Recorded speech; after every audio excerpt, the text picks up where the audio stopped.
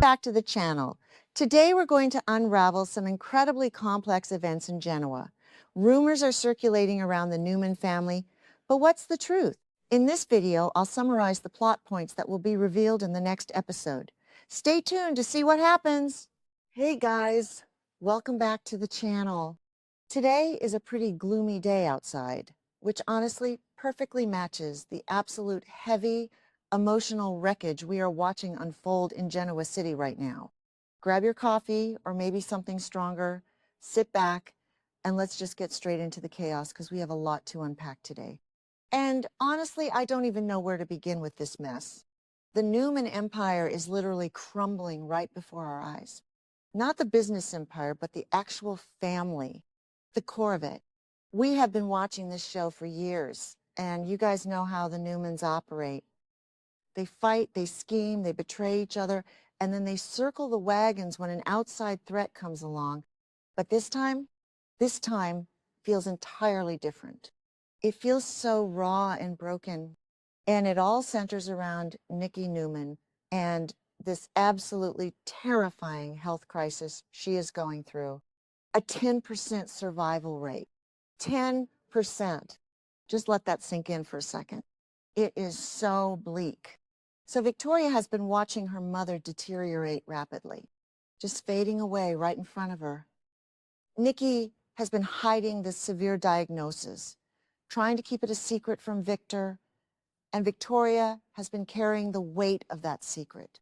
And you can see the toll it is taking on Victoria. She is devastated. She is watching her mother go blind, watching her suffer from these horrific headaches, and knowing that the end might be coming very soon. And while all this is happening, what is Victor doing? He is doing what Victor always does. He is trying to control everything and everyone around him, completely oblivious to the fact that his wife is slipping away. Victoria has just reached her breaking point. She has been watching Victor sit in his office, moving his little chess pieces around, dealing with Phyllis, dealing with the whole Matt Clark situation, and Victoria just snaps. She marches right into Victor's office, and the tension in that room was just suffocating. You could cut it with a knife. She walks in and she just unloads on him. She questions him about Nikki's pitiful state and the dangerous reality of her illness. And she doesn't hold back, not even a little bit. Victoria looks her father dead in the eye and tells him that this is his fault. She outright accuses Victor of being the main reason why Nikki is in this fragile state, both physically and mentally. And honestly, I was cheering for her. I mean, maybe I'm being too harsh on Victor. He is losing his wife, and that is tragic. Okay, that sounded dramatic, but you get what I mean. He didn't give her the tumor. But Victoria's point is that Victor's constant need for control, his endless stress-inducing wars, forced Nikki to hide her illness in the first place. Nikki knew that if Victor found out, he would just take over. He would bulldoze her wishes, control her treatment, and make it all about him. So she hid it. And hiding it made the situation so much worse. But Victor just stood there. He just looked at her. He just looked at her with that classic Victor Newman scowl, completely shocked that his daughter would dare to challenge him. Because in his mind, he is always the hero who protects his family, even when he is the one actually causing all the damage and driving them away with his constant need to control every single breathing moment of their lives. It is just exhausting to watch sometimes. Victoria brings up the receipts too. She doesn't just throw out empty accusations. She reminds him of how he kicked Nikki out of the ranch. Remember that? A few episodes ago, Victor literally kicked his sick wife out of her own home because she wouldn't stop being friends with Jack Abbott. Just ridiculous. Completely absurd. But that's Victor.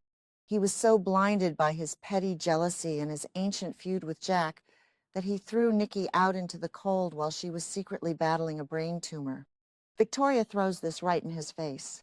She tells him that his actions, his controlling nature, are what pushed Nikki away when she needed him the most. And then she brings up Matt Clark. Oh boy, the Matt Clark mess. Because while Nikki has been dying, Victor has been playing spy games with a known psychopath. We all know Matt faked his amnesia. The fans on social media have been screaming about it for weeks. And Victor actually thought he could use Matt as a pawn against Kane.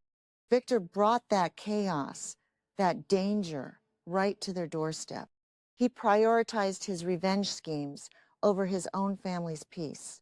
Victoria screams at him that Nikki needs peace. She needs a calm, healing environment. She does not need the chaos and the endless, exhausting conspiracies that Victor constantly drags into their lives. So how does Victor react? Take a wild guess. Does he break down in tears and apologize? Does he realize the error of his ways? Of course not.